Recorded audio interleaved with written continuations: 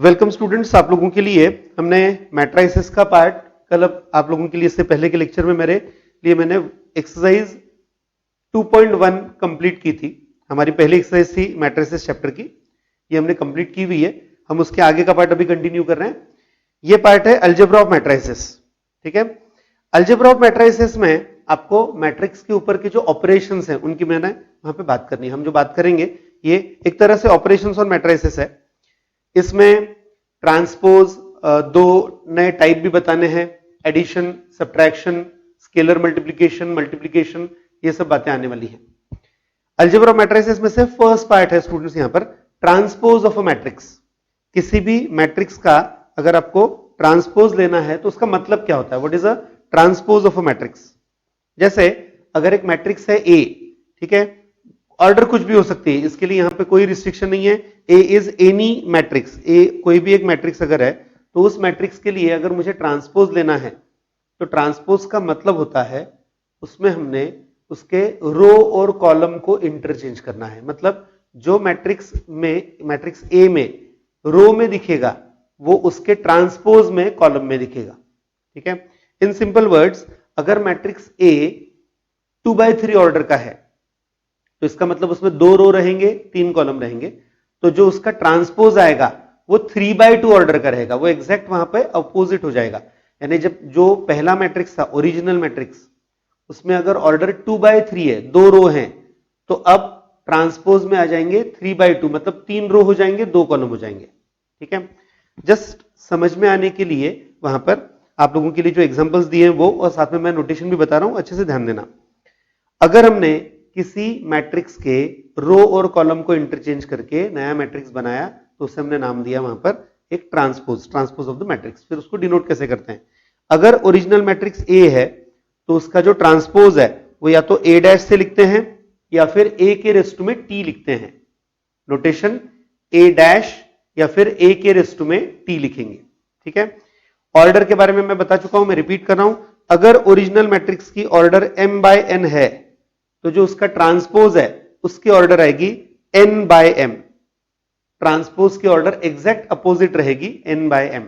जैसे जस्ट कुछ एग्जांपल्स जो दिए हैं वो देखो जरा। यहां पर ए मैट्रिक्स एक रो मैट्रिक्स है, 2 एलिमेंट है 12 और 16। ठीक है, तो उसका जो ट्रांसपोज आएगा, ये एक रो मैट्रिक्स है, मतलब ओरिजिनल अभी के ए मैट्रिक्स की जो ऑर्डर है ये रहेगी यहां पर 1/2। ठीक है, ए 1/2 ऑर्डर का मैट्रिक्स है। ये जो मैट्रिक्स आपके लिए दिया हुआ है मैंने, ए मैट्रिक्स, ये 1/2 ऑर्डर का है। अगर इसका ट्रांसपोज किया तो ट्रांसपोज में क्या होगा, इसका जो रो है वो कॉलम में बदल जाएगा। अब इसके लिए एक ही रो है तो एक ही कॉलम हो जाएगा, तो ये आ जाएगा यहां पर इस तरह का मैट्रिक्स जिसमें ये कॉलम आ जाएगा 12 और 16। जो रो था वो कॉलम हो गया। ऑब्वियस है जो ए ट्रांसपोज है उसकी अब ऑर्डर आएगी 2/1।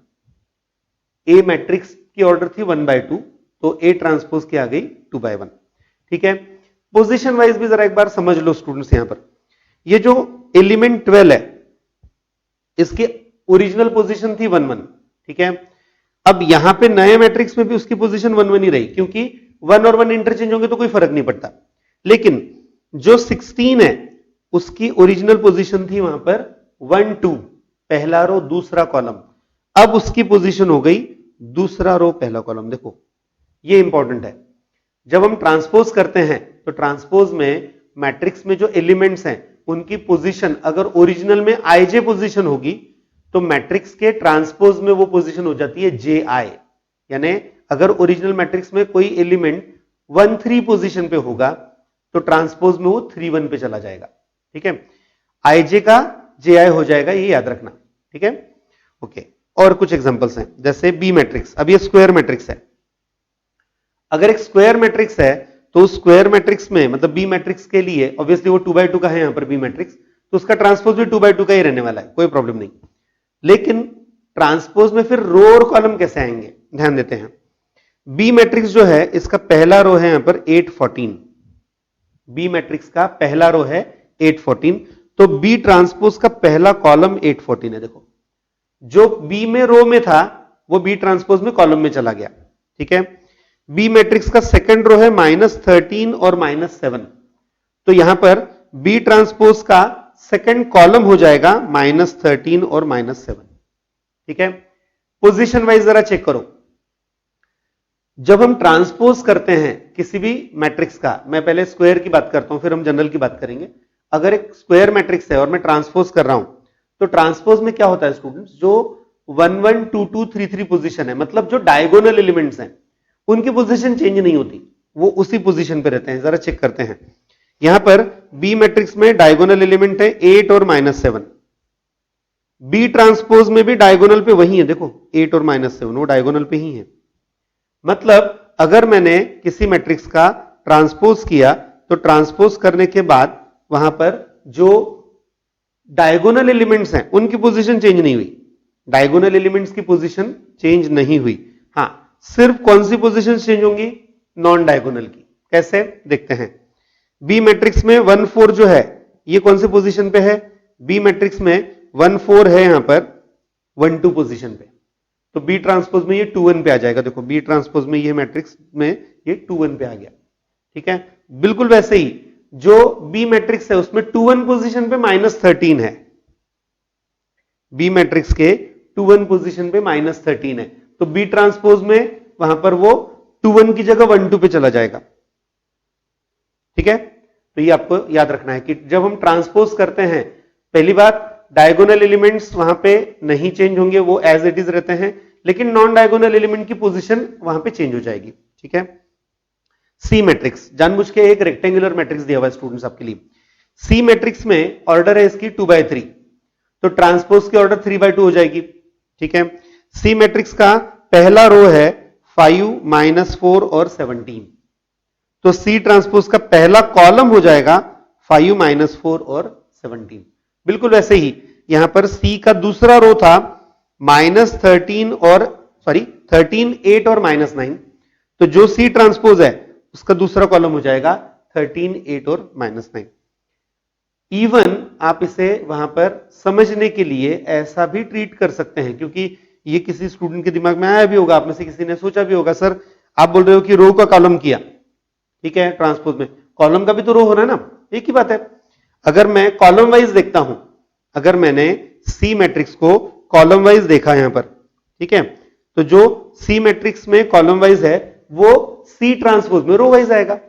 जैसे सी मैट्रिक्स में पहला कॉलम है 5 13, ठीक है, सी मैट्रिक्स का पहला कॉलम है 5 13, तो सी ट्रांसपोज में पहला रो 5 13 आ जाएगा।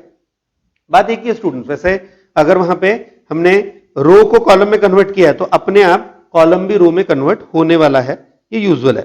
ठीक है, पोजीशन वाइज भी बात करते हैं तो पोजीशन वाइज भी समझ लो। पोजीशन वाइज वहां पर जो सी मैट्रिक्स में, जैसे अब यहां पे 17 है, देखो सी मैट्रिक्स का 17 है, ये पोजीशन है 1 3, पहला रो तीसरा कॉलम, तो ये सी ट्रांसपोज में 3 1 पे चला गया, देखो। ठीक है, तो ये बात तो क्लियर हो गई कि जो ओरिजिनल मैट्रिक्स में आईजे पे है वो वहां पर ट्रांसपोज में जाएगा जेआई पे। ठीक है, ओके, ऑर्डर तो इंटरचेंज होती ही है, ये आप लोगों के लिए बताया हुआ है। आप में से कुछ लोग सोच रहे होंगे सर इतना डिटेल क्यों बता रहे हो, समझ में आ गया, ये हमने रो को कॉलम में बदल दिया।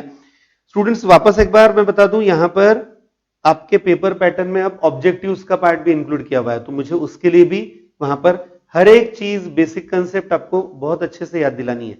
आपको वो वहां पर ऑब्जेक्टिव्स में कहीं पे भी कुछ भी पूछा गया, ऑब्जेक्टिव में चाहे वो एमसीक्यूज में आए, ट्रू फॉल्स में आए, फिल इन द ब्लैंक्स में आए, आपको वो लिखते आना चाहिए, सॉल्व करते आना चाहिए। इसके लिए ये बहुत बेसिक चीजें भी वहां पे बताई जाएंगी और ऑफकोर्स वो आपको याद भी रखनी है। ठीक है, इसी से वहां पर 2 नए पार्ट तैयार होते हैं, वो पार्ट बता रहा हूं मैं, ट्रांसपोज की वजह से तैयार किए हुए पार्ट से स्टूडेंट। ये उनमें से पहला है सिमेट्रिक मैट्रिक्स, अच्छे से ध्यान देना, सिमेट्रिक मैट्रिक्स। अगर एक स्क्वायर मैट्रिक्स है, इंपॉर्टेंट, यहां पर कंडीशंस में पहली कंडीशन है स्क्वायर मैट्रिक्स, जिसमें वहां पर जो एलिमेंट्स की पोजीशन है वो ऐसी है कि एआईजे और एजेआई सेम रहेंगे। मतलब आईजे पोजीशन का एलिमेंट और जेआई पोजीशन का एलिमेंट बिल्कुल आइडेंटिकल है। ऐसा अगर होगा तो इसे कहा जाता है, ये जो मैट्रिक्स है ये स्क्वायर मैट्रिक्स है। ठीक है, मैं रिपीट कर रहा हूं, अगर स्क्वायर नहीं, सिमेट्रिक मैट्रिक्स है। अगर एक स्क्वायर मैट्रिक्स है, कंडीशन स्क्वायर मैट्रिक्स, जिसमें जो आईजे पोजीशन का एलिमेंट है वो जेआई से मैच होना चाहिए, ठीक है, तो उसे कहा जाएगा एक सिमेट्रिक मैट्रिक्स।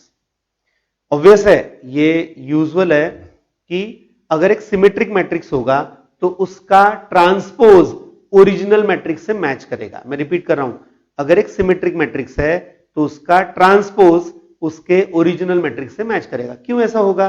क्योंकि अगर आईजे और जेआई इक्वल है तो वैसे भी जब हम ट्रांसपोज करते हैं तो क्या होता है, जो आईजे पोजीशन का एलिमेंट है वो जेआई पे जाता है, जो जेआई का एलिमेंट है वो आईजे पे जाता है। तो अगर ट्रांसपोज और ओरिजिनल मैट्रिक्स सेम रहे तो ही उसे सिमेट्रिक कहा जाएगा। तो यह भी आपको याद रखना है, अगर ए मैट्रिक्स एक सिमेट्रिक मैट्रिक्स है तो उसमें उसका ट्रांसपोज उसके ओरिजिनल मैट्रिक्स से मैच करता है, ठीक है। एग्जांपल देखते हैं, जरा चेक करो। यहां पर ए मैट्रिक्स दिया हुआ है, देखो 32 16 16 64 2 by 2 का मैट्रिक्स है, स्क्वायर मैट्रिक्स ही लेना है, ऑब्वियस है, यहां पर नॉन स्क्वायर मैट्रिक्सेस हम नहीं ले सकते हैं।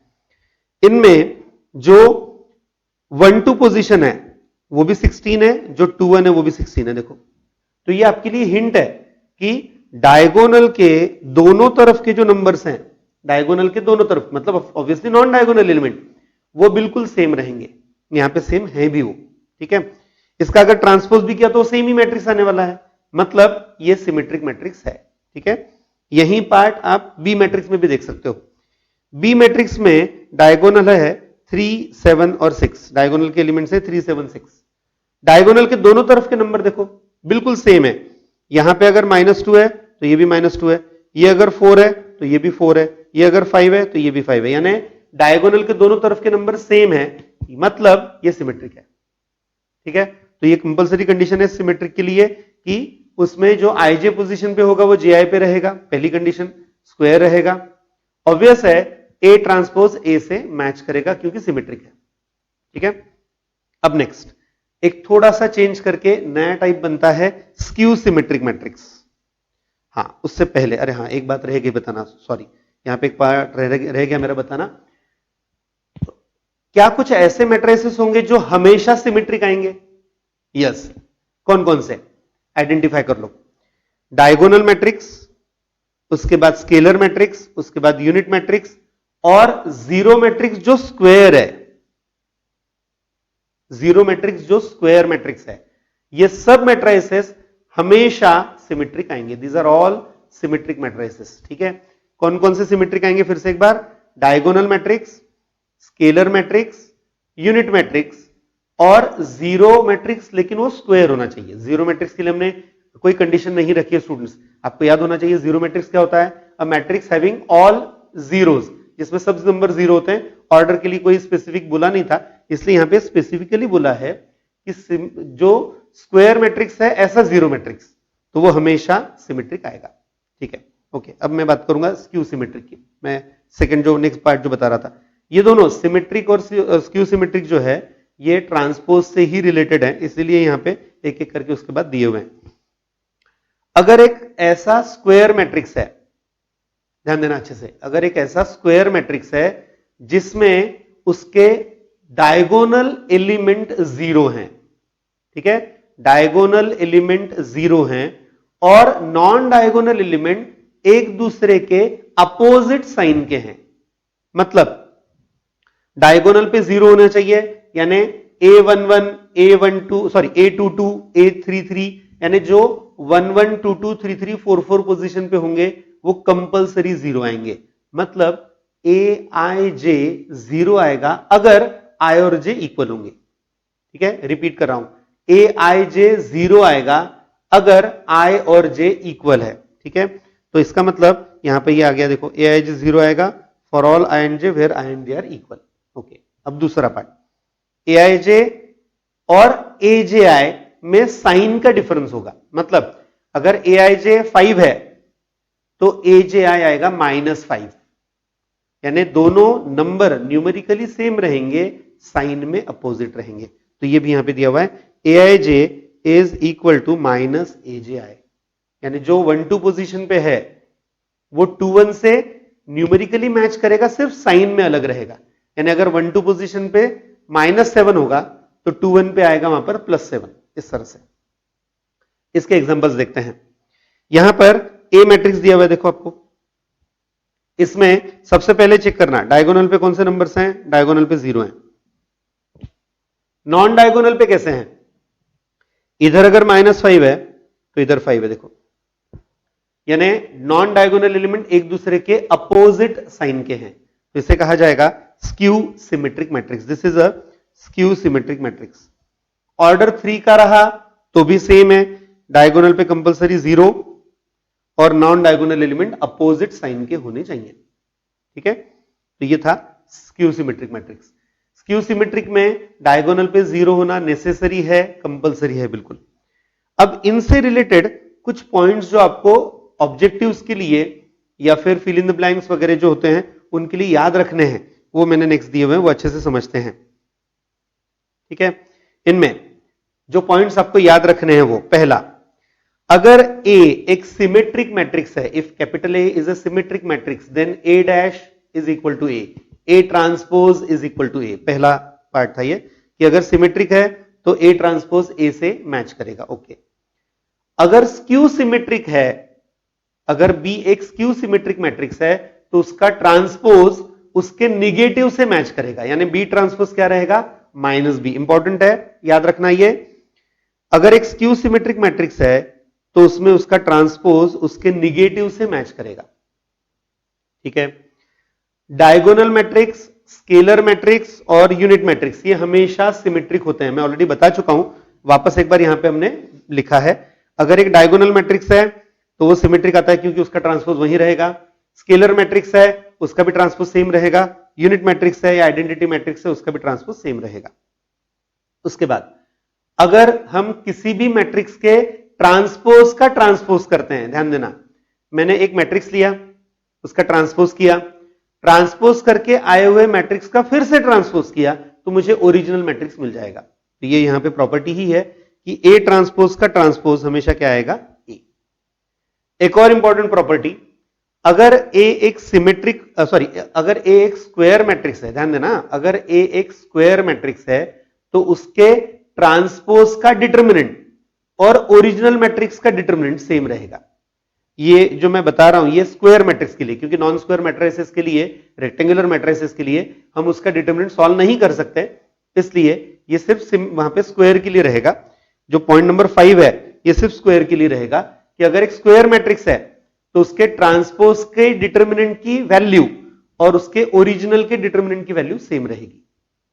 उसके बाद एक चीज जो आप लोगों के लिए अभी नहीं है, न्यू है, लेकिन ये हम बाद में वेरीफाई करने वाले हैं, अगर हमने किसी दो मैट्रिसेस के मल्टीप्लिकेशन का ट्रांसपोज किया तो वो किसके बराबर आएगा, तो वो रिवर्स ऑर्डर में जाता है। मतलब अगर मैंने A इंटू बी का ट्रांसपोज किया तो वो आता है B transpose into A transpose, याद रहे। अगर मैंने A इंटू बी का ट्रांसपोज किया तो वो आता है B transpose into A transpose. यानी अगर हम ट्रांसपोज करते हैं तो उसमें मल्टीप्लीकेशन अगर होगा तो दो मैट्रिसेस का मल्टीप्लीकेशन अगर है तो वो दोनों के ट्रांसपोज का मल्टीप्लीकेशन रिवर्स ऑर्डर में होगा, यानी B ट्रांसपोज पहले आएगा, A ट्रांसपोज बाद में आएगा, ठीक है। आप लोगों को ये भी याद दिला दूं, ये मैं जानता हूं अभी मल्टीप्लीकेशन ऑफ मैट्रिक्स हमारा नहीं हुआ है, जब मल्टीप्लीकेशन ऑफ मैट्रिक्स हमारा हो जाएगा उसके बाद में आपको ये वेरीफाई करके मैं बताने वाला हूं। अभी हमने ये सिर्फ एक नॉलेज के लिए पार्ट नोट करके रख लिया है, इसका वेरिफिकेशन हम मल्टीप्लीकेशन के बाद करेंगे, ठीक है। ओके, नेक्स्ट टाइप की तरफ जाते हैं। नेक्स्ट पार्ट जो है वो अलजेब्रा ऑफ मैट्रिसेस में चौथा पार्ट, इक्वालिटी ऑफ मैट्रिसेस। दो मैट्रिसेस आप इक्वल कब कहेंगे, दो मैट्रिसेस को हम इक्वल कब कहते हैं? ऑब्वियस है, अगर ये कोई भी दो मैट्रिसेस हैं और उनको इक्वल कहना है तो दो कंडीशन आती है। पहले तो उनकी ऑर्डर सेम होनी चाहिए, पहले मैट्रिक्स की ऑर्डर और दूसरे मैट्रिक्स की ऑर्डर सेम होनी चाहिए, पहली कंडीशन। सेकंड कंडीशन है उनके रिस्पेक्टिव पोजीशन के एलिमेंट भी सेम होने चाहिए। मेरे वर्डिंग की तरफ बहुत अच्छे से ध्यान देना स्टूडेंट्स। दोनों मैट्रिसेस के रिस्पेक्टिव पोजीशन के एलिमेंट्स इक्वल होने चाहिए। मतलब पहले मैट्रिक्स में जो आईजे पोजीशन पे होगा और दूसरे मैट्रिक्स में जो आईजे पोजीशन पे होगा वो नंबर हमेशा सेम होना चाहिए for all I and J, सभी आई और जे के लिए।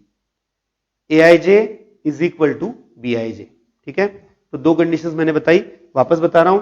अगर दो मैट्रिसेस हैं ए और बी, तो वो दोनों मैट्रिसेस वहां पे इक्वल कब रहेंगे? तो दोनों मैट्रिसेस इक्वल आने के लिए कंडीशन, पहली कंडीशन उनकी ऑर्डर सेम होनी चाहिए, और दूसरी कंडीशन उसका आईजे पोजीशन का मतलब किसी भी पर्टिकुलर पोजीशन का नंबर दोनों मैट्रिसेस में सेम होना चाहिए। अगर ऐसा होता है, दोनों conditions at a time satisfy होती हैं, then we say these two matrices are equal, उन्हें कहा जाएगा इक्वल, तब हम ए और बी को इक्वल कहेंगे यहां पर। ठीक है, एग्जांपल देखते हैं जरा। यहां पर आपको मैंने एक ए मैट्रिक्स दिया हुआ है, क्या ऑर्डर है इसकी? ए मैट्रिक्स की, तो ए मैट्रिक्स की ऑर्डर यहां पर 2/3, 2 रो और 3 कॉलम है। बी मैट्रिक्स दिया हुआ है, ऑर्डर 2/3 है, 2 रो और 3 कॉलम ही है। एक एक एलिमेंट चेक करो, एक एक एलिमेंट चेक करना है, मतलब ए में 1 1 पोजीशन पे है 4, बी में भी 1 1 पे है 5 - 1 4 ही आने वाला है। ए में 1 2 पोजीशन पे 11 है, बी में 1 2 पोजीशन पे 8 + 3 11 ही आने वाला है। ए में 1 3 पोजीशन पे 6 है, बी में 1 3 पोजीशन पे भी 9 - 3 है, 6 ही आने वाला है। ए का 2 1 पोजीशन का एलिमेंट है 10, तो बी का भी 10 ही है वहां पे 2 1 पोजीशन पे। 2 2 पोजीशन में ए मैट्रिक्स में है 5, बी में भी 5 है। वहां पे 2 3 पोजीशन में ए मैट्रिक्स में 12 है, बी मैट्रिक्स में 16 - 4 है, वो भी 12 आएगा। याद रहे, अगर दो मैट्रिसेस ऐसे हैं जिनकी ऑर्डर बिल्कुल सेम है और जिनके रिस्पेक्टिव पोजीशन के जो एलिमेंट्स हैं वो बिल्कुल आइडेंटिकल हैं, बिल्कुल सेम है, तो फिर हम कहेंगे ये दोनों मैट्रिसेस इक्वल हैं, तो यहां पर ए और बी इक्वल कहे जाएंगे। इक्वल आने के लिए ये कंपलसरी कंडीशन है। एक्चुअल में इसका यूज क्या रहेगा? आप में से कुछ लोग सोच रहे होंगे सर दो मैट्रिसेस अगर इक्वल दिए हुए हैं तो क्या करेंगे, क्या हम उनका? हम जब दो मैट्रिसेस को कंपेयर करना चाहेंगे तब ये कंडीशन अप्लाई होती है। अगर मेरे पास दो अलग अलग मैट्रिसेस हैं, मुझे कंपेयर करना है, तो फिर उनके रिस्पेक्टिव एलिमेंट्स को कंपेयर करके हम कुछ अननोन कुछ वैल्यूज हम तैयार कर सकते हैं, उसके लिए दिया हुआ है। ठीक है, नेक्स्ट हम बात करेंगे अब अगला point, 5th point, addition of matrix. अब तक जो आप में से हर एक के लिए था कि सर नाम अलजेब्रा ऑफ मैट्रिसेस दिया हुआ है, कुछ अलग ही चल रहा है। पहले हमने ट्रांसपोज देखा, फिर सिमेट्रिक, स्क्यू सिमेट्रिक, इक्वालिटी वगैरह हो गया। अब मेन पार्ट शुरू हुआ, एडिशन। यहां से एडिशन, सब्ट्रैक्शन, स्केलर मल्टीप्लीकेशन, ये पार्ट आपको बताना है, अच्छे से ध्यान देना। पहले मैं बात करूंगा एडिशन की। पहला क्वेश्चन, क्या हम किसी भी दो मैट्रिसेस की एडिशन कर सकते हैं? नहीं, उसके लिए कंडीशन है दोनों की ऑर्डर सेम होनी चाहिए। ए मैट्रिक्स की ऑर्डर और बी मैट्रिक्स की ऑर्डर सेम होनी चाहिए। अगर ए की ऑर्डर 2/1 है तो बी की ऑर्डर भी 2/1 होनी चाहिए, तभी हम उनकी एडिशन कर सकेंगे, अदरवाइज नहीं। यानी दो मैट्रिसेस अगर सेम ऑर्डर के हैं, हाईलाइट करता हूं, ध्यान देना, ए मैट्रिक्स है m/n ऑर्डर का, बी मैट्रिक्स है m/n ऑर्डर का, दोनों सेम ऑर्डर के हैं, तब हम उनकी एडिशन कर सकते हैं। कैसे करेंगे एडिशन? तो उनके रिस्पेक्टिव पोजीशन, मतलब दोनों मैट्रिसेस में पर्टिकुलर पोजीशन पे जो एलिमेंट्स हैं उनकी एडिशन करके। ठीक है, फॉर्मूला या एक तरह से डेफिनेशन बोल सकते हैं, a + b क्या आएगा? It is matrix having elements aij + bij, order same रहेगी। यानी अगर a और b मैट्रिसेस की ऑर्डर सेम है तो a + b की भी वही ऑर्डर आएगी, सेम ऑर्डर आएगी, और उसके एलिमेंट्स आएंगे जो a मैट्रिक्स में ij पोजीशन पे है, जो b मैट्रिक्स में ij पोजीशन पे है, उनकी एडिशन करके। आपको समझ में आने के लिए मैंने एलिमेंट्स के फॉर्म में पहला एग्जांपल दिया हुआ है, ध्यान देना अच्छे से। पहला एग्जांपल जो दिया हुआ है वो a मैट्रिक्स है 3/2 ऑर्डर का, b मैट्रिक्स भी 3/2 का है। 3/2 का मतलब होता है 3 रो और 2 कॉलम। इनमें इनकी एडिशन कैसे करेंगे? तो ऑब्वियस है, जो a11 है वो ऐड होगा b11 में, जो a12 है वो ऐड होगा b12 में, जो a21 है वो ऐड होगा b21 में, इस तरह से। यानी रिस्पेक्टिव पोजीशन की एडिशन होगी। देखो जरा, यहां पर a21 b21 में ऐड हुआ, a22 b22 में ऐड होगा, a31 b31 में और a32 b32 में। मतलब हर एक एलिमेंट उसी पोजीशन के दूसरे मैट्रिक्स के एलिमेंट से ऐड होगा। ठीक है, ये आएगी एडिशन। अब ये नंबर में भी करके बताते हैं, नंबर से भी करके बताते हैं। देखो जरा, अगर मैंने दो मैट्रिसेस लिए जिनकी ऑर्डर सेम है, जैसे यहां पर सेकंड एग्जांपल है जिसमें ए मैट्रिक्स हमने लिया हुआ है, ए की ऑर्डर है 1/2, बी की भी ऑर्डर 1/2 है, दोनों 1/2 ऑर्डर के मैट्रिक्स हैं, तो दोनों मैट्रिसेस की एडिशन कर सकते हैं, बिल्कुल कर सकते हैं, ऑर्डर सेम है। और एलिमेंट्स कैसे ऐड होंगे, तो जो ए मैट्रिक्स में 1 1 पोजीशन पे है 12, ये बी मैट्रिक्स के 1 1 पोजीशन के नंबर के साथ ऐड होगा, 12 प्लस -8 हुआ। जो ए मैट्रिक्स में 1 2 पोजीशन पे है वो बी मैट्रिक्स के 1 2 पोजीशन के नंबर के साथ ऐड होगा। ठीक है, इस तरह से ये मैट्रिक्स आएगा। ऑर्डर जो ए प्लस बी आएगा उसकी भी सेम रहनी है, याद रहे, जो ए प्लस बी है उसकी ऑर्डर भी सेम ही रहनी है। उसी तरह से आपको मैंने एक और एग्जांपल दिया हुआ है सी और डी मैट्रिक्स का। ऑर्डर यहां पे 3/2 ली हुई है उन दोनों की, सी और डी की, तो सी प्लस डी भी उसी तरह से लिया जाएगा। मैट्रिक्स एडिशन बहुत नॉर्मल चीज है स्टूडेंट्स। हम वहां पर दो अगर सेम ऑर्डर के मैट्रिसेस लेते हैं तो उनकी रिस्पेक्टिव पोजीशन के एलिमेंट्स की एडिशन, उससे हम तैयार कर सकते हैं उनकी एडिशन, दोनों मैट्रिसेस की एडिशन हो जाएगी। ठीक है, ओके। ऑब्वियस है स्क्वायर मैट्रिक्स अगर ऐड होना है तो स्क्वायर मैट्रिक्स में ऐड होगा, यूजुअल सा पार्ट है ये। अब नेक्स्ट, अगर मैंने सब्ट्रैक्शन डिफाइन किया, अब सब्ट्रैक्शन कैसे डिफाइन करेंगे? अगर ए और बी दो सेम ऑर्डर के मैट्रिसेस हैं, वापस सेम है, मैंने जैसे एडिशन में बताया था वही रिपीट कर रहा हूं, ए और बी सेम ऑर्डर के होने चाहिए, ए और बी की ऑर्डर सेम होनी चाहिए और उनके सब्ट्रैक्शन की भी ऑर्डर वही रहेगी। मतलब अगर ए की ऑर्डर m/n है, बी की ऑर्डर m/n है, तो जो a माइनस बी आएगा उसकी ऑर्डर भी m/n ही आएगी और उसका एलिमेंट आएगा लेकिन वहां पर aij माइनस bij। मतलब ए मैट्रिक्स में किसी पर्टिकुलर पोजीशन पे जो नंबर है उस एलिमेंट में से बी मैट्रिक्स के उसी पोजीशन के नंबर को सब्ट्रैक्ट करना है। यानी अगर मैंने ए मैट्रिक्स का वहां पर 1 2 लिया है तो बी मैट्रिक्स का भी 1 2 ही लेना होगा सब्ट्रैक्ट करने के लिए, इस तरह से। ठीक है, तो यहां पर भी आपको समझ में आने के लिए मैंने एक एग्जांपल जो टर्म्स या जो एलिमेंट्स का जो नोटेशन है उसमें दिया हुआ है। जैसे ए मैट्रिक्स 3/2 ऑर्डर का है, बी मैट्रिक्स 3/2 का है, सब्ट्रैक्शन कर सकते हैं। सब्ट्रैक्शन कैसा होगा? जो a11 है उसमें से आप b11 सब्ट्रैक्ट करोगे, जो a12 है उसमें से b12 सब्ट्रैक्ट होगा, जो a21 है उसमें से b21 सब्ट्रैक्ट होगा। यानी रिस्पेक्टिव पोजीशन पे जो नंबर्स हैं वो पहले एलिमेंट में से, पहले मैट्रिक्स के एलिमेंट में से दूसरे मैट्रिक्स का एलिमेंट सब्ट्रैक्ट होगा। ठीक है, नॉर्मल सी बात है। उसी तरह से आपको कुछ एग्जांपल्स दिए हुए हैं वो जरा चेक करो।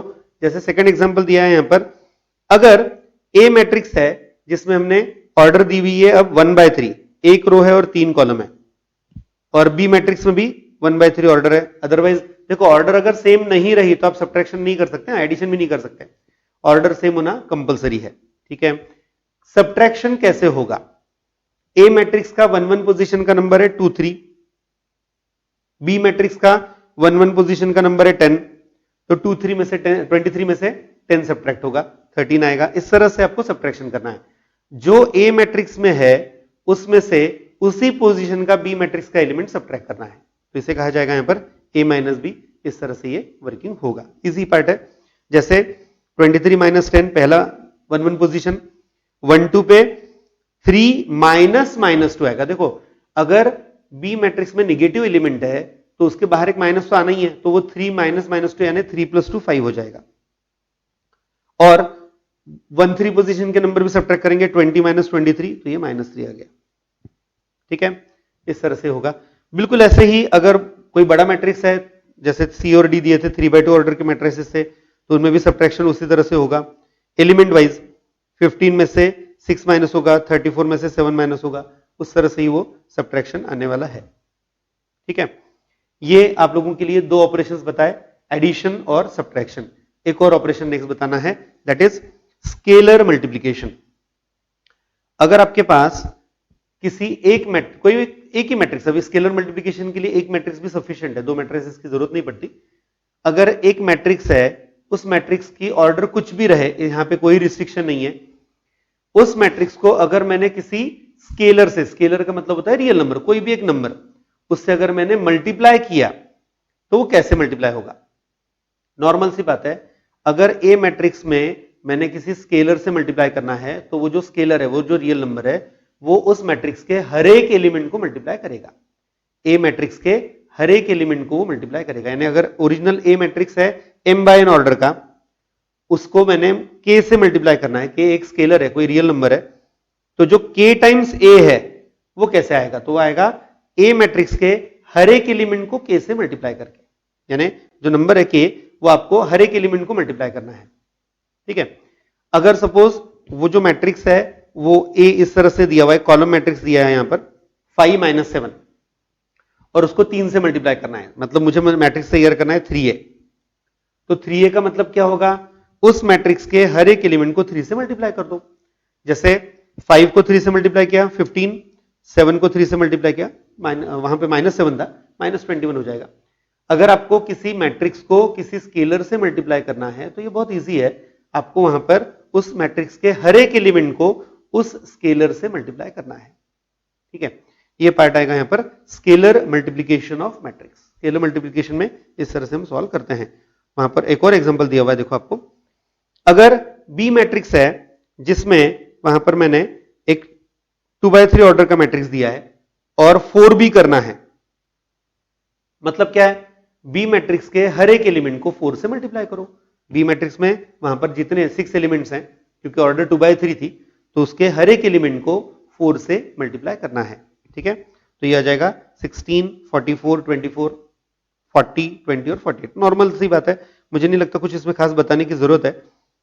किसी भी मैट्रिक्स को किसी स्केलर से मल्टीप्लाई करोगे तो वो उस मैट्रिक्स के हर एक एलिमेंट को मल्टीप्लाई करेगा। बस इतना आपको याद रखना है कि आपको हर एक नंबर को मल्टीप्लाई करना है। ठीक है, ओके।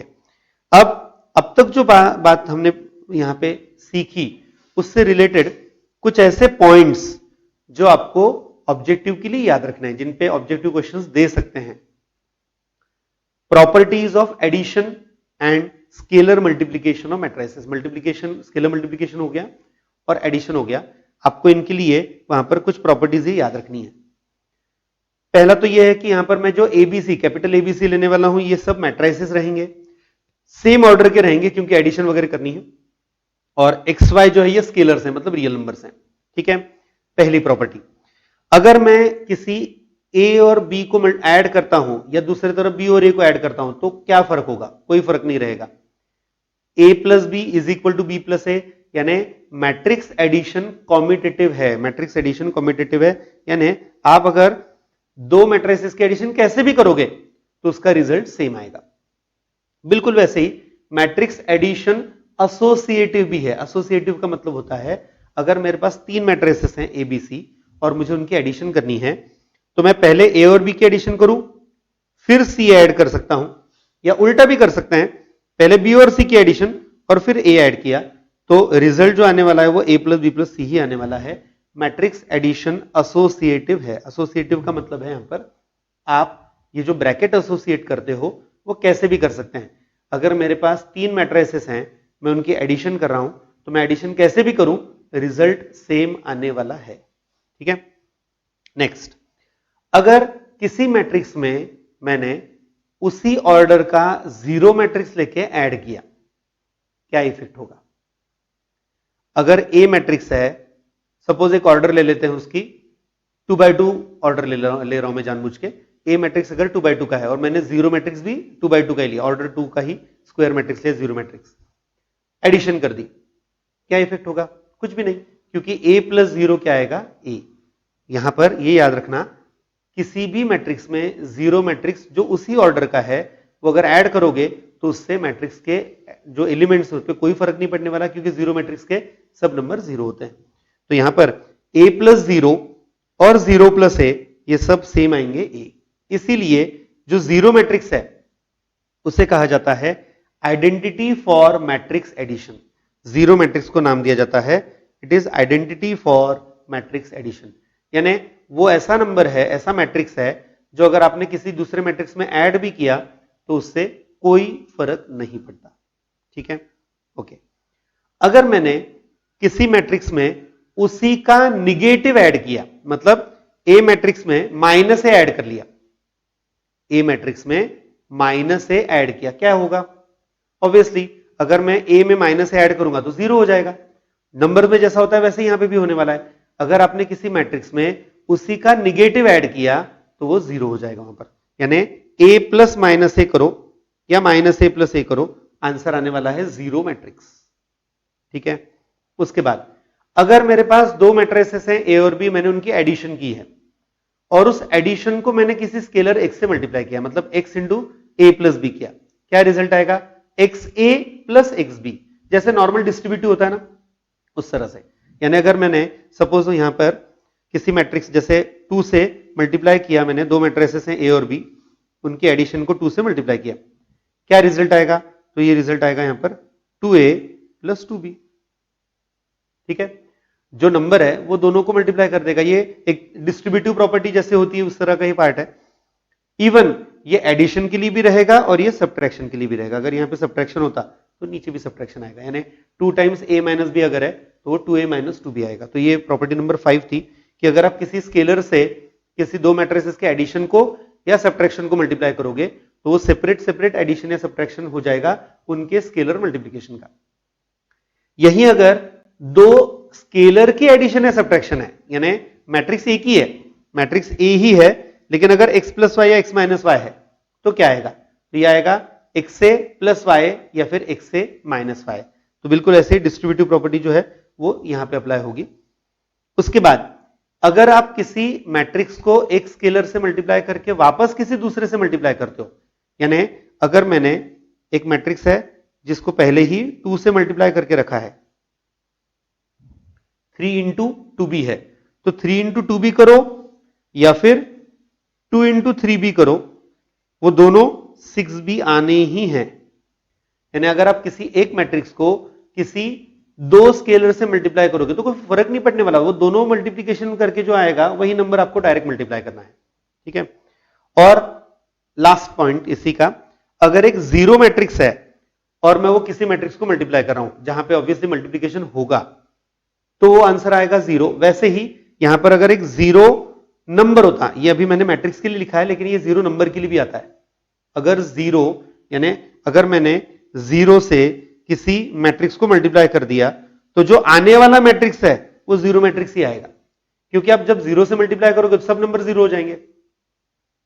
ठीक है, तो जो रिजल्टेंट क्या रहेगा वहां पर? Zero matrix. ठीक है, तो ये सब प्रॉपर्टीज थी related to addition and scalar multiplication. Subtraction भी इसमें साथ में इंक्लूड कर लिया था हमने।